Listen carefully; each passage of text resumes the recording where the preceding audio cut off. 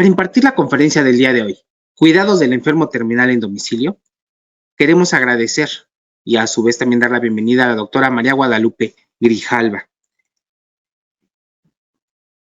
Ella nos va a impartir la conferencia del día de hoy. Yo regreso al final con ustedes. Muchas gracias, doctora. Gracias. Le dejo en compañía de los participantes. Muchas gracias. Gracias. Pues buenas tardes. Es un gusto poder estar aquí el día de hoy y pues empezar a tratar este tema que ciertamente para los que han tenido una situación de esta magnitud, pues seguramente les va a ayudar un poco y quien no conozca también, pues tener la opción de ver que una vez que sea declarado a su enfermo como generalmente se dice en los hospitales, ya no hay nada que hacer, sin embargo se puede empezar a hacer todo lo que es posible en el domicilio. Entonces va enlazado lo que es parte de los cuidados paliativos que ya mencionó el ingeniero, pero aplicados en el domicilio. Bueno, siempre a mí me gusta como hacer un poquito de remembranza, un poquito de historia para que podamos ubicarnos por lo menos hoy en esta plática. Y bueno, ya desde tiempos muy remotos, todas las personas, las sociedades de todo el mundo, pues ofrecen ayuda y confort a sus enfermos y a los que están muriendo de una manera u otra. En las raíces históricas de del movimiento hospice, como se denomina a los lugares en donde los pacientes en etapa terminal de una enfermedad, ya sin posibilidad de curación, pues van a este lugar, pero este movimiento se inició desde pues la época medieval, que el término fue utilizado para describir el lugar que recibe peregrinos y viajeros, es decir, una posada. En México, esta palabra de hospice u hospicio, pues la tenemos conceptuada de otra manera, es decir, hospicio es los lugares en donde anteriormente se llevaban a los niños, sobre todo, que no tenían padres o no tenían familiares. Este concepto de hospice, pues, es diferente. Y tal como se refiere, pues, es una posada, por así decirlo, y ahorita vamos a ver a qué más nos referimos con esto. Ahora, el término paliativo, para entrar un poco en este contexto del apoyo a los enfermos en etapa terminal, el término paliativo deriva de pallium, que es una palabra latina que significa capa, es decir, cubrir, haciendo mención al acto de aliviar síntomas o sufrimientos, y en español paliar significa aliviar. Y bueno, ya mencionaba, desde épocas muy remotas, pues hay lugares en donde las personas que ya están enfermas o en etapa terminal, pues reciben el apoyo de otras personas, ¿no? Si nos acordamos un poco en el caso de la religión católica, por ejemplo, los leprosarios, que eran lugares más o menos en la época de Jesús, cuando inicia esta era moderna, este siglo, más bien esta era moderna, pues habían estos leprosarios y había muchas gentes que iban a llevarles comida, a llevarles compañía, comunicación con sus familiares. Y bueno, así fue avanzando hasta el siglo XIX, ya hubo más progreso en este sentido. Y en 1842, Jean Garnier en Francia, por primera vez utiliza este término de hospice u hospicio. En 1879 surge el All Ladies Hospice en Dublín, en Irlanda, fundado por María Aikenhead, y en 1905 el St. Joseph Hospice en Londres.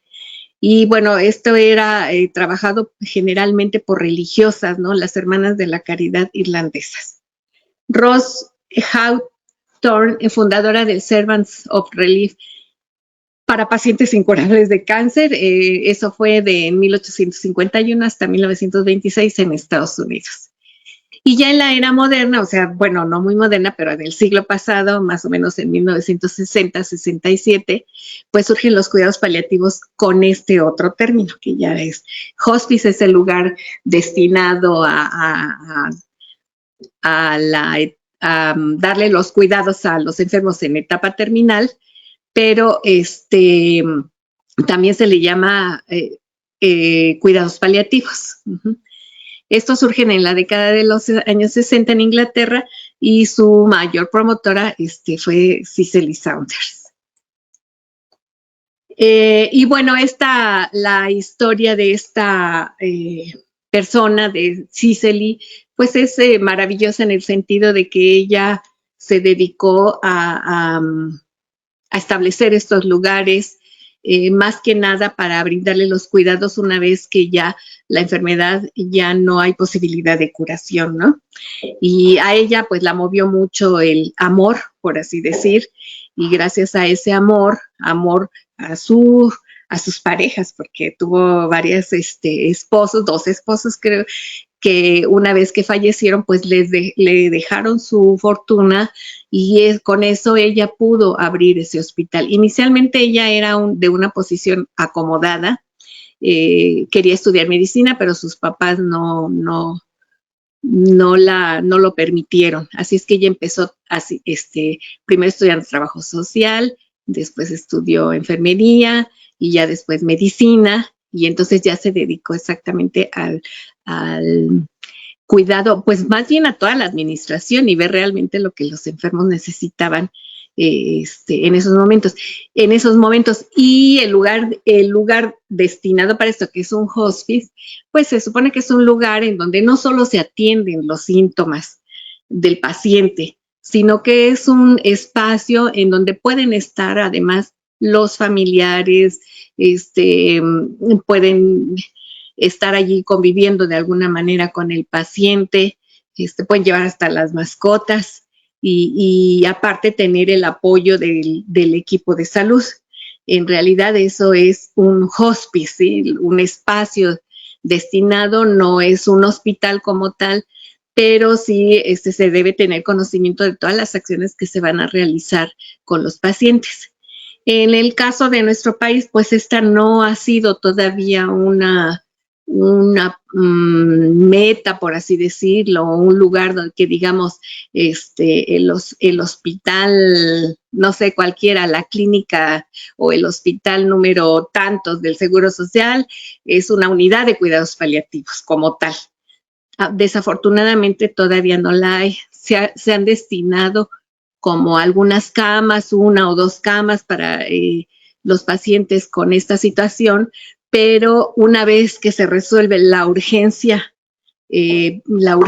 por la enfermedad terminal puede ser desde pues tipo convulsiones, tipo sangrados de tubo digestivo, deshidratación.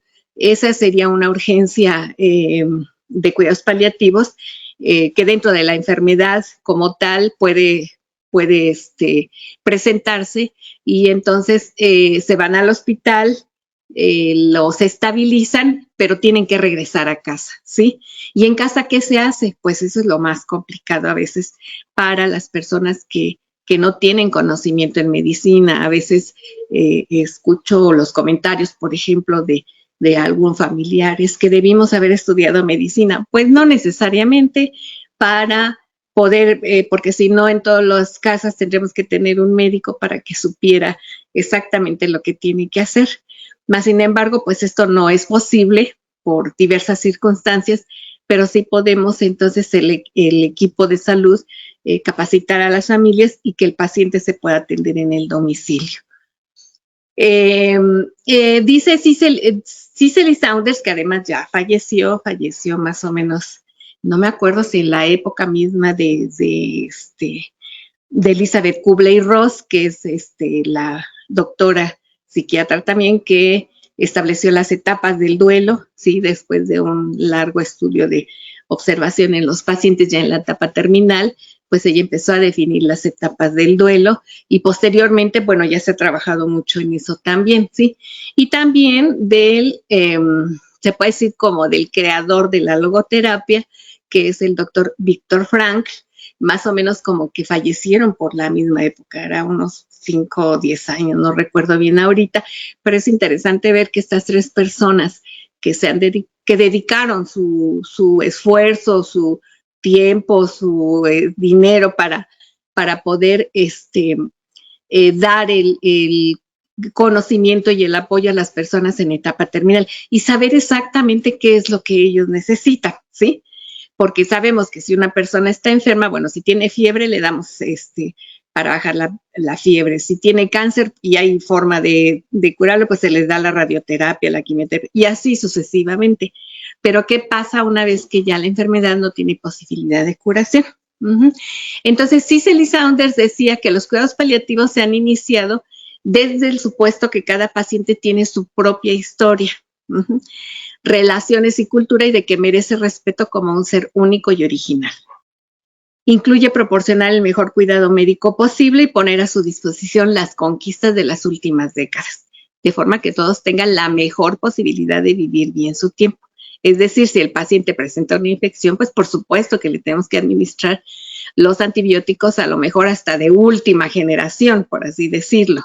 Y todo lo demás que se pueda hacer en el caso de que las complicaciones que vaya teniendo en el transcurso de la etapa final de la vida. Y bueno, los cuidados paliativos como tal, bueno, como esta filosofía de cuidado, pues fue retomando tal importancia que ya en 1980 la Organización Mundial de la Salud pues incorpora oficialmente este concepto de cuidados paliativos y promueve el programa de cuidados paliativos como parte inicialmente del programa del control de cáncer. Actualmente se dice que los cuidados paliativos no son solo para pacientes con cáncer, sino para todas las personas que estén con una enfermedad crónica incapacitante.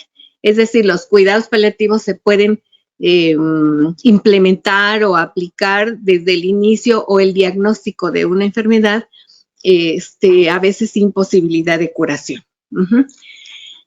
Y quiero decir las enfermedades crónicas, no diabetes como tal, no hipertensión como tal, no esclerosis como tal, pero estas enfermedades al final van a tener un proceso, por así decirlo, una historia natural de la enfermedad y en el caso de que no haya un buen control, de que va a haber complicaciones. Por ejemplo, en el caso de diabetes, pues las más frecuentes son los infartos a nivel cerebral, ¿sí?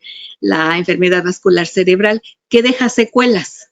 Puede ser que deje pocas secuelas, a lo mejor un poquito de dificultad para hablar, a lo mejor un poquito de dificultad para caminar, pero puede valerse la persona más o menos por sí misma. Pero hay personas que quedan hemiplégicas, cuadriplégicas, con deterioro cognitivo muy importante y a las que con estas personas se puede iniciar también el trabajo de los cuidados paliativos. Ya en 1990 la Organización Mundial de la Salud define los cuidados paliativos como el cuidado activo total de los pacientes cuya enfermedad no responde ya al tratamiento curativo. Aquí tiene prioridad el control del dolor, que es el síntoma más importante en cualquier enfermedad, no solo cáncer, sino en todas las enfermedades. Yo creo que el dolor es el síntoma más relevante, más que la caquexia, anorexia, infección, bueno, las infecciones sí, por supuesto, pero el dolor es uno de los síntomas que más relevancia tiene ya en la etapa, en la fase final de la vida. Entonces tiene prioridad el control del dolor y otros síntomas y problemas, pero no solo son los problemas físicos, por decirlo. Todas las personas somos una parte física, pero también tenemos sentimientos, emociones, tenemos familia y tenemos creencias. Entonces ya en 1990 la Organización Mundial de la Salud dice que los cuidados paliativos deben tener prioridad en el control del dolor y de otros síntomas y problemas de orden psicológico, social y espiritual. El objeto de los cuidados paliativos es proporcionar la mejor calidad de vida para los pacientes y sus familiares. Aquí ya se incluye a la familia, que es una parte muy importante en la etapa final de la vida. En 1998, pues define los cuidados paliativos para los niños y sus familias. Y estos principios de los cuidados paliativos, pues se aplican también a trastornos pediátricos crónicos. Hay niños que no tienen cáncer, pero tienen otro tipo de enfermedades, alteraciones cromosómicas, alteraciones endocrinológicas y situaciones en las que a veces la familia tiene que estar al pendiente de estos niños que a veces llegan a la edad adulta y de todos modos hay que seguirlos cuidando, sobre todo en los casos de parálisis cerebral infantil, por ejemplo. Y ya en 2002 determina que los cuidados paliativos, determina otra vez, como que se va renovando el concepto y dice, los cuidados paliativos es el cuidado activo e integral, es decir, cuerpo, mente, espacio, cultura y todo eso, de pacientes cuya enfermedad no responde a terapéuticas curativas. Su fundamento es alivio del dolor, como en la definición anterior, y otros síntomas acompañantes, ¿sí? Aquí ya se incluyen, por ejemplo, pues los vómitos, la diarrea, las infecciones, todos estos síntomas que se presentan ya en la etapa final de la vida, independientemente de la enfermedad que se trate, ¿sí? Y la consideración de problemas psicológicos, sociales y espirituales, que esta parte espiritual es muy importante y no precisamente en relación a la religión. El objetivo es alcanzar la máxima calidad de vida posible para el paciente y su familia. Muchos aspectos de los cuidados paliativos son también aplicables en fases previas de la enfermedad, conjuntamente con tratamientos específicos, algo que ya les había mencionado hace un momento. Entonces, esta imagen que tenemos aquí de un árbol es un árbol de creación de la Organización Mundial de la Salud, en donde se enfatizan las acciones que se tienen que hacer con los pacientes ya en esta etapa. Primero dice atención a pacientes con enfermedad potencialmente mortal y a sus familiares. Son tan beneficiosos para los sistemas de salud porque reducen las hospitalizaciones innecesarias. Alivian el sufrimiento físico, psicosocial y espiritual. Y pueden ser prestadas por muchos tipos de profesionales sanitarios y voluntarios. Pueden prestarse en casa, es decir, se pueden realizar en casa los cuidados paliativos, en centros de salud, por supuesto, en hospitales también, sobre todo cuando hay una urgencia paliativa, y centros para enfermos terminales. Y el objetivo final, pues, es mejorar la calidad de vida del paciente hasta el día en que fallezca. En 2014, nuevamente, vuelve a una redefinición y dice enfoque que mejora la calidad de vida de pacientes y familias que se enfrentan a problemas asociados con enfermedades amenazantes para la vida a través de la prevención y alivio del sufrimiento. Aquí ya se incluyen todo el sufrimiento, no solo el dolor físico, sino también la parte espiritual, la parte cultural, la parte social. Por medio de la identificación temprana e impecable evaluación y tratamiento del dolor y otros problemas físicos, psicológicos y espirituales. Y bueno, esto está pues desafortunadamente y afortunadamente, ¿no? Para muchas personas. Una es que la expectativa de vida ha aumentado. No solo en México, sino por supuesto en todo el mundo. Antes las personas vivían menos, fallecían pues 60, 70 años y ya a veces no nos dábamos cuenta de todas las complicaciones que estamos viendo ahora de las enfermedades crónico-degenerativas, ¿sí? Pero sobre todo pues el problema del cáncer que también está aumentando y con esto hablo, por ejemplo, de todos los tipos de cáncer. En México, en las mujeres, la primera causa de muerte por cáncer, pues es el cáncer de mama, seguido del cáncer cervicouterino. Y en los hombres, pues el cáncer de próstata. Y ya después, pues las personas que fuman, por supuesto, y que pues se presenta esta situación, pues el cáncer de pulmón. Entonces, de acuerdo con la Organización Mundial de la Salud, se estima que anualmente 40 millones de personas en todo el mundo necesitan cuidados paliativos. Entonces, por eso la importancia de conocer a qué nos referimos cuando hablamos de cuidados paliativos y sobre todo, pues, la posibilidad de poderlos proporcionar en el domicilio del paciente. Entonces tenemos que de los cuidados paliativos el objetivo principal es el control del dolor y los síntomas para que el paciente pueda estar lo más alerta posible y cómodo. Sobre todo el confort es aquí muy importante. Son las atenciones, cuidados de tratamientos médicos y farmacológicos que se dan a los enfermos en fase avanzada y en enfermedad en etapa terminal con el objetivo de mejorar su calidad de vida. Y es decir, la paz, el confort y su dignidad sobre todo. Los cuidados paliativos pues no adelantan ni retrasan el proceso de morir, constituyen un sistema de apoyo y soporte integral para el paciente y su familia. Algunas personas que llegan a escuchar este término de cuidados paliativos, pues como antes era para pacientes con cáncer ya en etapa terminal, pues una vez que escuchan este término dicen, es que ya me voy a morir. Y entonces es cuando el área médica, ya sea personal de enfermería, trabajo social, médicos, todos los involucrados en el área de la salud, deberíamos de decir o de saber qué vamos a decir en una situación así. Y bueno, ahora me voy a referir a lo que es específicamente la atención en domicilio y después voy a tratar de enlazar las dos cosas. Ya dijimos que los cuidados paliativos son los cuidados de los síntomas físicos, emocionales y psicosociales. Y pueden aplicarse en cualquier área de la salud, pero también se pueden aplicar en el domicilio. Y bueno, esta atención del domicilio, pues antes del siglo XX, pues era la única forma de asistencia médica reservada a pocos privilegiados que la podían costear. Es decir, quien se atendiera en casa es porque tenía recursos suficientes como para que el doctor y el personal de salud pues fueran a su casa y proporcionaron esos cuidados. La demás gente pues se iba a los hospitales porque no tenía en casa las facilidades para poder atenderse.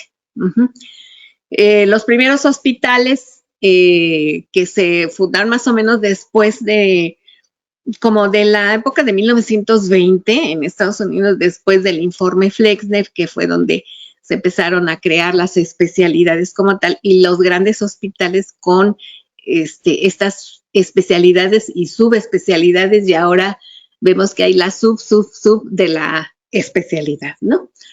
Pero los primeros hospitales estaban dirigidos en su mayoría por órdenes religiosas y solo se proporcionaban cuidados a los indigentes o personas que no disponían de una familia que les pudiera atender durante la enfermedad y ante la muerte. Los primeros hospitales después como de entre 1915 y 1920, ¿sí?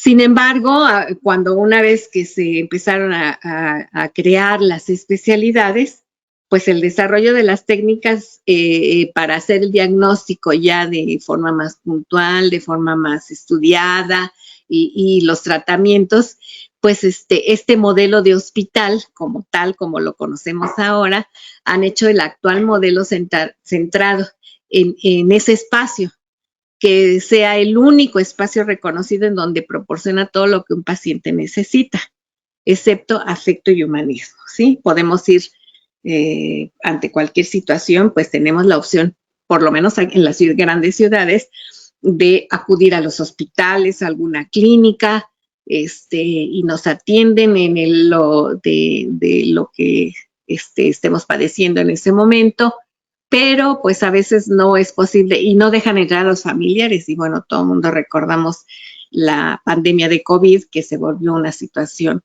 bastante complicada en la que los pacientes fallecían o fallecieron y no tuvieron la posibilidad de poder despedirse por lo menos de su familia, de verlos en los últimos momentos, pues de todo esto que necesitamos las personas para nuestros familiares y pensando en el caso de nosotros cuando nos llegara el momento, ¿no?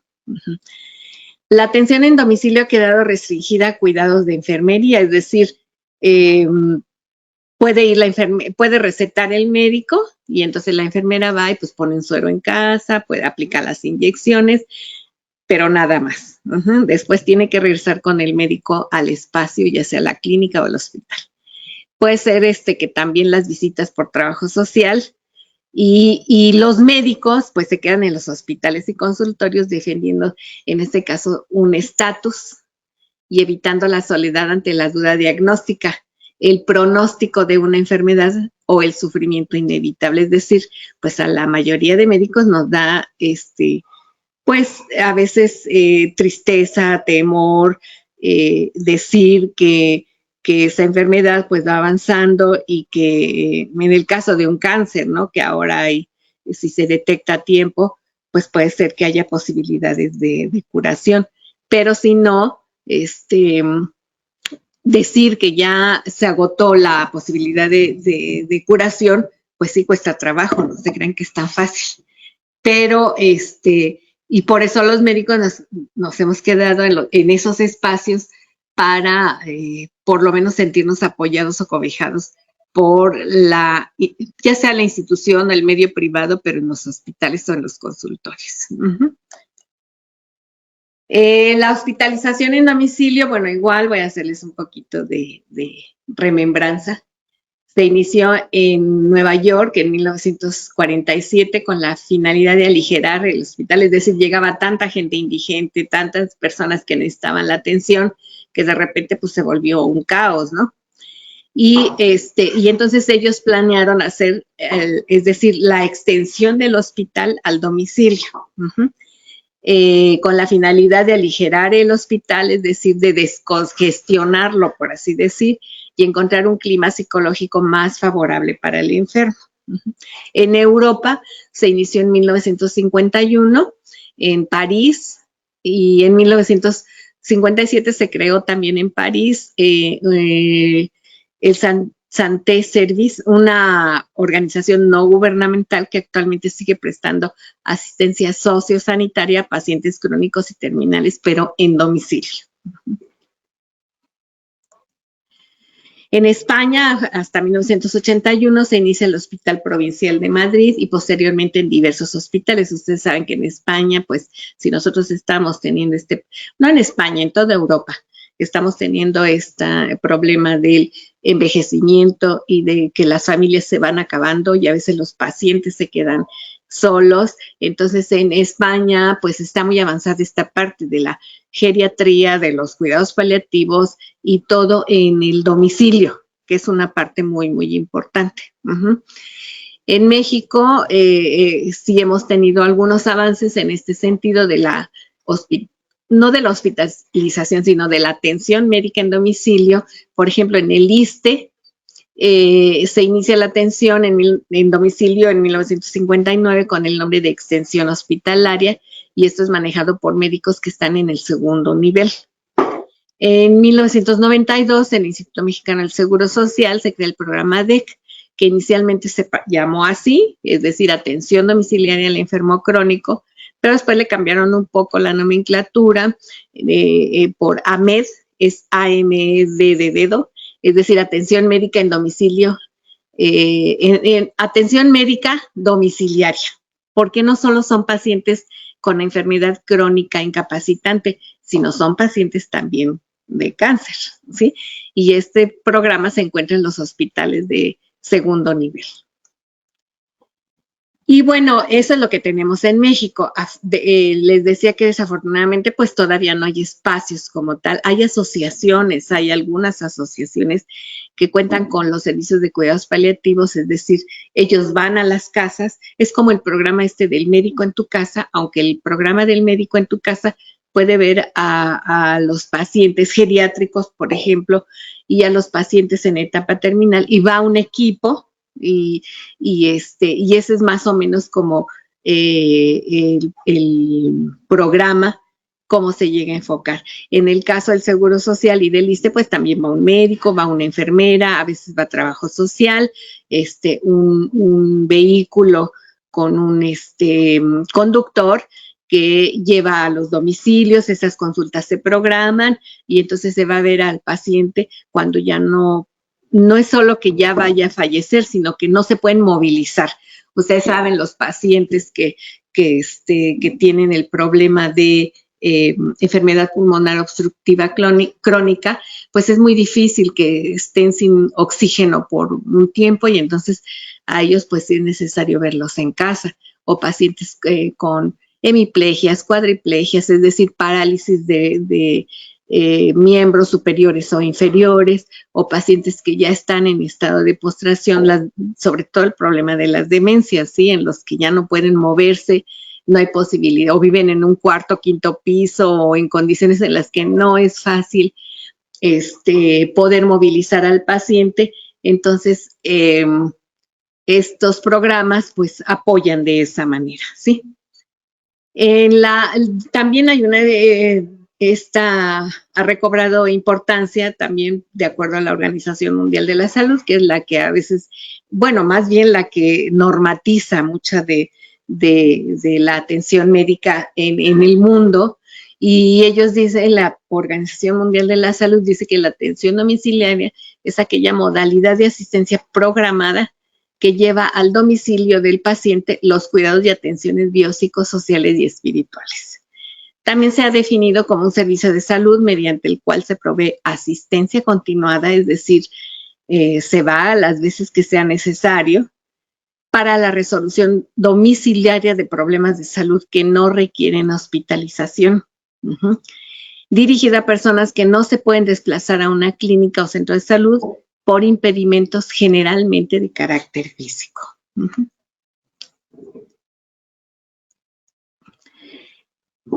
¿Cuáles son las características que definen la atención en domicilio? Bueno, ahora sí vamos a conjuntar los cuidados paliativos con la atención en domicilio. La atención en domicilio, pues es una atención longitudinal, es decir, siempre hay que estar yendo, ¿sí? Por lo menos cada mes, cada 2 meses, tiene que ser continua.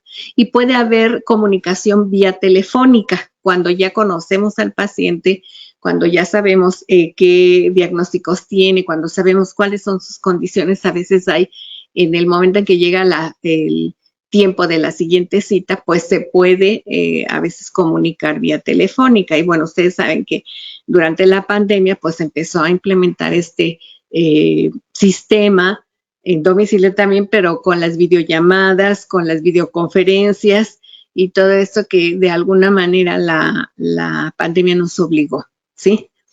Generalmente esta atención pues se realiza en el domicilio de la persona, se practica bajo una concepción de atención biopsicosocial, es decir, no solamente vamos a ver qué le duele y dígame qué le duele. Y como a veces en algunos centros que dicen, bueno, nada más dígame a lo que viene hoy, ya no, otras cosas ya no interesan. Aquí es muy diferente porque hay que ver el entorno, el espacio, el contexto, los familiares, las condiciones del enfermo. Y obviamente, pues ver las características del paciente en la parte psicológica. No somos psicólogos, pero pues nos podemos dar cuenta cuando una persona está triste, cuando está temerosa, cuando tiene pánico, cuando tiene miedo. O sea, no se necesita a veces para eso una vista, así como dicen a ojo de buen cubero, ser un especialista. Pero entonces ya nos vamos dando cuenta y si requiere el apoyo de un psicólogo, pues entonces tendremos que llamar al psicólogo o alguna otra alteración en la dinámica de la familia en la que trabajo social pues también puede intervenir. En el caso de que los pacientes estén perdiendo mucho peso, pero que no sea por causas de cáncer, por ejemplo, pues el apoyo de un nutricionista. Y en el caso de que esté sentado en una silla de ruedas o postrado, pues se requiere el apoyo de una persona especialista en rehabilitación y fisioterapia. Y en el caso de que veamos que ha perdido, por así decirlo, pues el sentido de vida, así como de repente, pues, que no sé qué estoy haciendo aquí, si a veces ya no sirvo para nada, no puedo ayudar a mi familia y todo, pues a lo mejor a veces la religión puede ayudar un poco, la religión que sea, ¿eh? No me quiero enfocar a una sola porque ahora, bueno, en México anteriormente pues éramos católicos la mayoría, pero ahora hay otras corrientes que han ayudado también a las personas. Yo creo que en ese sentido cada quien vamos buscando en ese camino lo que nos haga sentir mejor. Entonces, en ese caso, si vemos que son católicos, es muy importante preguntar de qué religión es usted, porque a veces empezamos, por ejemplo, a ver, oiga, pero no, pero pídale a Dios y verá que se va a comer. ¿Y qué tal si ni son católicos, verdad? Por ejemplo. Entonces es muy importante tener en cuenta todos estos aspectos. Si son solteros, casados, y si tienen otra preferencia sexual, si son de otra cultura, si hablan español en nuestro caso, ¿no? Si podemos comunicarnos con ellos. O sea, todo eso importa dentro del domicilio. Los recursos necesarios para la atención a los problemas son fácilmente movibles en el domicilio. Es decir, ¿cuáles serían los objetivos, los principios básicos de la atención en domicilio? Bueno, proporcionar los mejores cuidados en el domicilio del paciente con atención continua. Asegurar la coordinación entre los servicios sociales y de salud. Si requiere si es como necesario, pero así prácticamente necesario, tomar una radiografía, pues va a ser necesario transportar al paciente.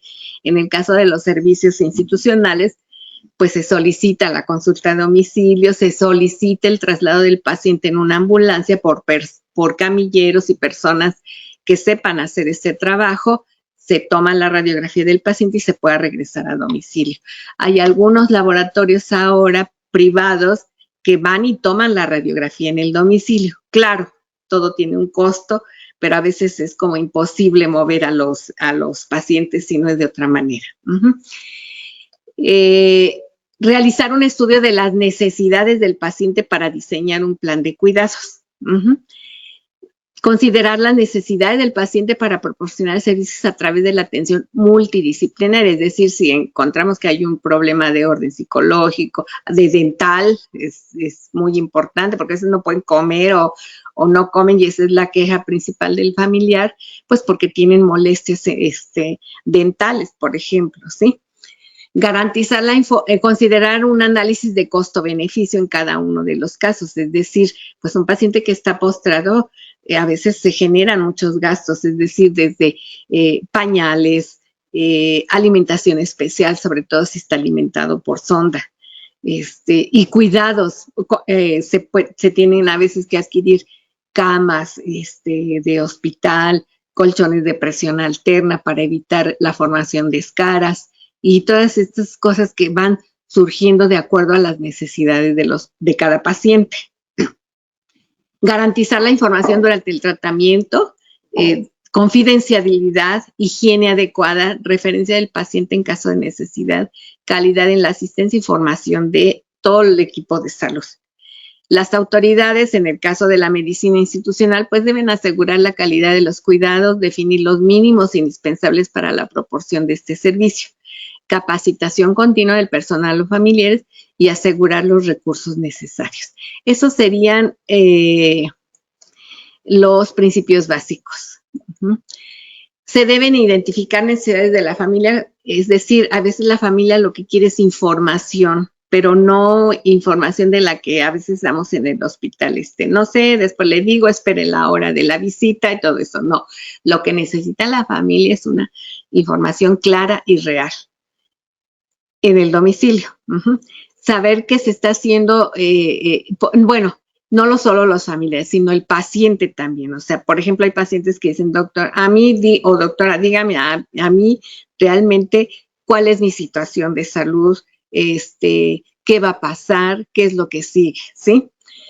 saber que se está haciendo todo lo posible, es decir, no podemos a lo mejor ya tener la curación para el cáncer, pero vamos a hacer todo lo posible porque usted esté mejor, es decir, que pueda dormir, que no tenga tanto dolor, que pueda estar con su familia, que pueda estar con todo el apoyo y el cariño de los familiares también.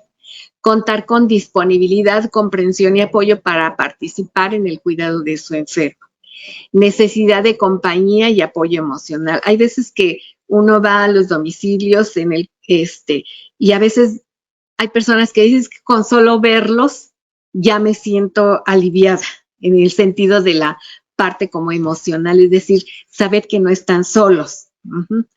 Necesidad de expresar sentimientos, es decir, si les preguntamos algo y empiezan a llorar y entonces decimos, ay, no, ahorita ni llore. Pues no, hay que dejar que expresen sus sentimientos, si están enojados, si están tristes, todo esto porque además sabemos que no es contra nosotros, sino hay necesidad de expresar los sentimientos y sobre todo pues de conservar la esperanza.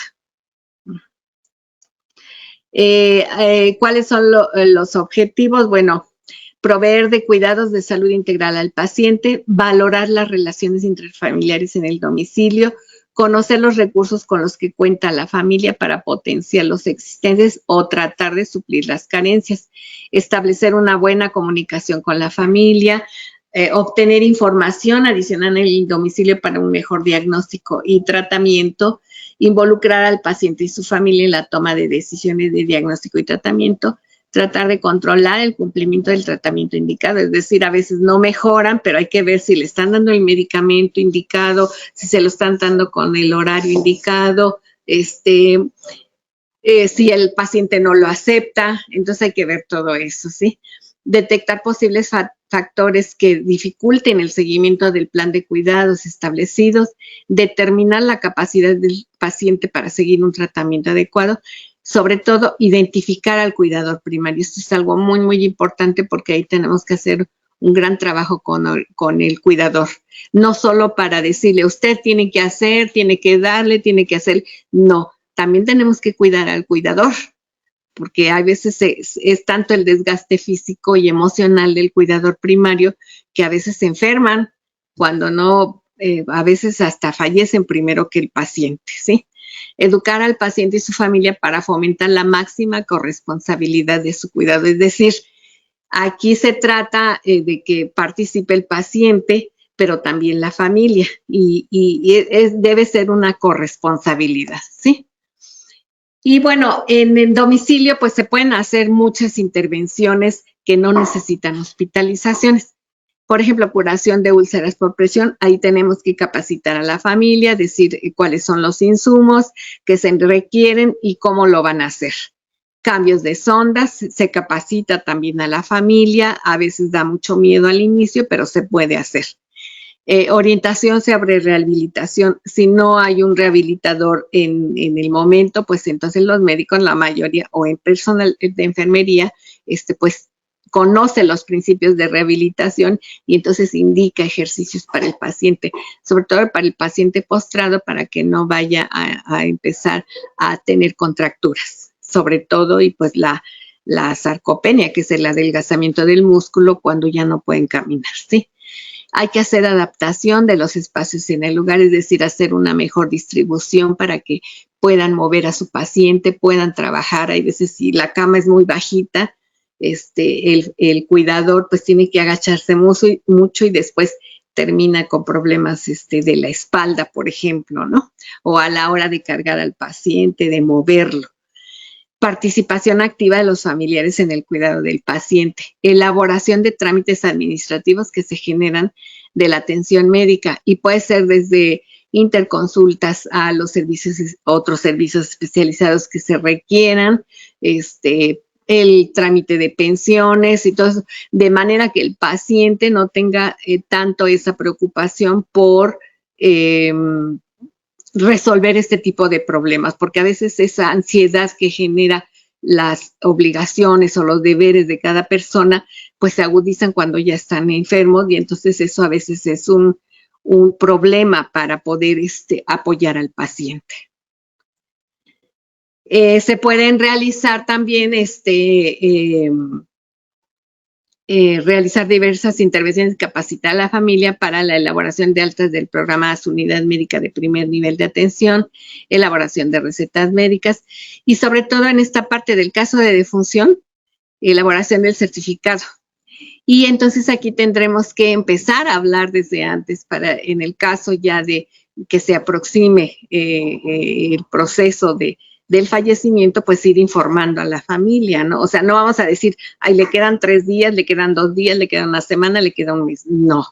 Pero si vemos que es, por ejemplo, cáncer, pues el cáncer va avanzando, todos los días se van generando el desarrollo de células atípicas con un crecimiento desordenado y entonces eso hace pues que el cáncer vaya invadiendo diversas estructuras y sabemos que se va a aproximar el momento del fallecimiento y entonces tenemos que ir preparando a la familia y no solo y en la parte emocional por supuesto, pero sobre todo en la parte administrativa, porque a la hora que llega el fallecimiento, pues yo he preguntado, bueno, ¿y tiene un servicio funerario? Pues no. ¿Tiene qué van a hacer con su familiar? Pues no sé, no sé. Y entonces, en ese caso, pues debemos orientar sobre todo para primero los papeles que se tienen que tener a la mano, siempre del paciente, todos los deberíamos de tener en un momento dado, pero en el caso de un paciente con una enfermedad en fase terminal, pues tendríamos que decirle, tiene que tener su acta de nacimiento, su credencial de lector, su INE. A veces se pide también la CURP, por ejemplo. En el caso de los pacientes que están institucionalizados, pues se pide el carnet, por ejemplo, tanto del ISSSTE como de la Secretaría, como de Pemex, por así decirlo, o de la Secretaría de Salud. Y esos papeles que los tengan en un folder cerca, que vayan preparando el lugar donde va por así decir, pues, a estar el paciente, ¿sí? Tienen que tener un servicio funerario para que puedan ver este trámite de los permisos y todo eso. Ahora, no se puede hacer nada una vez que ha fallecido el paciente, es decir, no se puede mover el cuerpo hasta que no haya un certificado de defunción.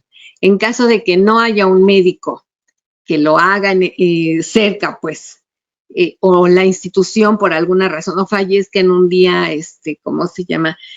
Cuando no se trabaja en fin de semana y todo esto, muchos servicios funerarios pues tienen servicio de elaboración de certificados de defunción por médicos. Todo esto lo tiene que hacer un médico, el certificado, nadie más lo puede hacer más que el médico. Entonces es muy importante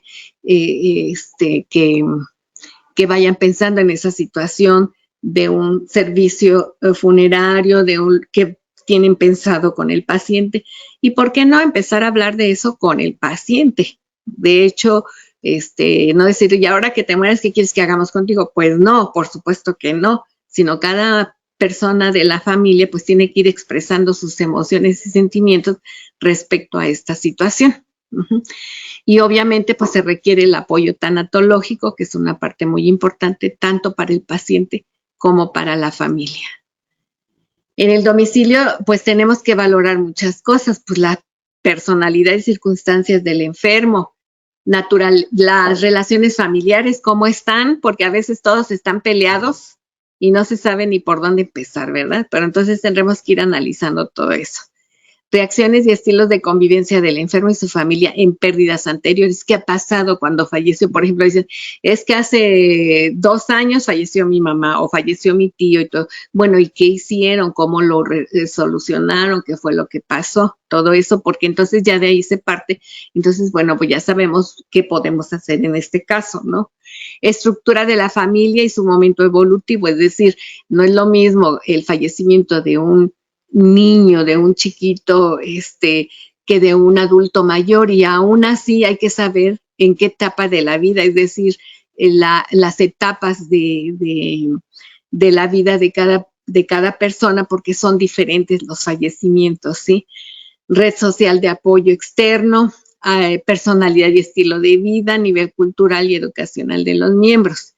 problemas concretos, pues a veces hay muchos problemas de herencia, de casas, de bienes que hay que ir solucionando con el paciente y eso aligera mucho la tensión en la familia. Gran parte de la atención dirigida al enfermo y el apoyo a su familia deberá realizarse en el domicilio y por distintos profesionales. Y aquí tenemos varios, pero no son todos. De hecho, creo que todas las profesiones y todos los trabajos tienen que intervenir en el trabajo de los cuidados paliativos, es decir, trabajador social, terapeuta, fisioterapeuta, personal de enfermería, médicos, psicólogos, odontólogos, tanatólogos, sacerdotes, pastor o guía espiritual, nutriólogos y todos los demás que a veces van saliendo de acuerdo a las necesidades de cada persona y que debemos de tener en mente. ¿Sí? ¿Cuáles son las competencias que tendría que tener el equipo de atención en domicilio? Pues conocimiento y manejo de enfermedades crónicas, incapacitantes y terminales, es decir, por lo menos una introducción a los cuidados paliativos, ¿sí? Saber de qué estamos hablando. Manejo del proceso de la muerte en forma integral para ofrecer a los pacientes con enfermedad terminal una muerte digna. ¿Cuál sería una muerte digna? Pues a morir sin dolor, por supuesto. A morir en nuestra casa, si es que así lo deseamos, morir rodeados de nuestra familia, que alguien nos tome de la mano, que estemos tranquilos, que estemos en el lugar donde nosotros queramos. Esa sería una muerte digna. Manejo del duelo, manejo de conceptos de empatía, humanismo y comunicación. No es tan fácil hacer una atención en domicilio, como podrán darse cuenta. Adecuada relación médico-paciente, aplicación de principios bioéticos. Hay pacientes que llegando a casa tienes tanto el dolor que dicen, doctora, deme algo porque yo ya me quiero morir, y entonces ya sabemos que la eutanasia no está permitida en este país, pero podemos aligerar sus molestias, control del dolor, por lo menos tratar de que duerma, por lo menos calmar su ansiedad, su angustia. Relación humana con el paciente y su familia y respeto a los derechos humanos del paciente terminal. Si alguien tiene interés, puede entrar a la página de la Organización Mundial de la Salud y buscar los derechos humanos, son entre 12 y 14, y entonces ahí se van a dar cuenta a todo lo que tiene derecho el paciente en etapa terminal. Es decir, a saber o no saber la verdad, a elegir su tratamiento o decir, paren, yo ya no quiero más, ¿sí? Es decir, se respeta la autonomía del paciente, que es lo principal y es pues es el principal en esta fase, ¿sí? El paciente terminal. Y conceptos básicos de religión y espiritualidad por parte del equipo de salud, para poder entender. ¿Qué otras tareas? Pues identificar al cuidador principal. Se debe tener una buena comunicación con la familia, es decir, permitir que expresen sus emociones, sus miedos y todo esto, para ver, sobre todo, evitar el pacto de silencio, que es aquellos de no le vaya a decir a mi mamá que ya le quedan pocos días. No, hay que decir, bueno, es que todos tenemos derecho a saber qué está pasando con nuestro cuerpo, es decir, sabemos que está muy mal, pero ay no, si te ves rete bien, ¿no? Por ejemplo. Otras tareas del equipo de atención, detectar claudicación familiar, es decir, que es la incapacidad de los miembros de la familia para ofrecer una respuesta adecuada a muchas de las demandas y necesidades del paciente. ¿Cuáles serían las causas? Aparición. La enfermedad terminal, la característica es que todos los días aparecen nuevos síntomas. Ayer no tenía diarrea, pero hoy sí. Ayer no vomitó, pero hoy sí. Ayer no tuvo fiebre, pero hoy sí. Y todos los días van apareciendo diferentes síntomas. Entonces, aparecen muchos síntomas que eso causa, pues, impacto y a veces como esa frustración de decir, bueno, yo estoy haciendo todo por mi paciente y aún así no avanza. Es decir, no avanza porque la enfermedad está avanzando, ¿sí? Y las preguntas básicas que se deben estar presentes en esta evaluación con el paciente: ¿qué le molesta? ¿Qué le preocupa? En esto de qué le preocupa, ustedes no saben la cantidad de dudas y de preocupaciones que tenemos todas las personas, sobre todo en la etapa terminal, ¿sí? ¿Qué le gustaría? Y si quiere tener más información. En el caso con la familia, pues cómo se han planteado realizar el cuidado, si se van a distribuir, que unos de día, que otros de noche, que otros van a ir por el medicamento, que otros hacen la curación, que otros van por la comida, etcétera, ¿no? Conocen los deseos del paciente, porque a veces los hijos, en el caso de los padres, pues se vuelven al contrario, los hijos muy paternalistas y entonces no toman la opinión de los padres, ¿no? Y al contrario también, ¿qué tipo de cuidados van a realizar? ¿Ha habido experiencias, pruebas similares y qué impacto ha causado la enfermedad en ese momento? Y bueno, creo que esta es como pues fue así como una introducción. Yo pienso que seguramente va a haber dudas, pero como el ingeniero se los informó, pues aquí en el instituto hay diversos diplomados y cursos en los que las personas interesadas pues pueden ahondar en todo esto y seguramente pues van a tener herramientas para poder afrontar esta situación. Hay preguntas, aquí dice, por ejemplo, falleció Cicely Saunders el 14 de julio de 2005, Elizabeth Kubler-Ross el 24 de agosto de 2004 y Víctor Frank el 2 de septiembre de 1997. Muchas gracias, Jael Castillo, muchas gracias por este dato. Más son contemporáneos, pero no fallecieron casi, pero más o menos en la misma etapa. Muchísimas gracias, les agradezco y espero nos podamos ver en una próxima sesión. Que estén muy bien. Buenas tardes.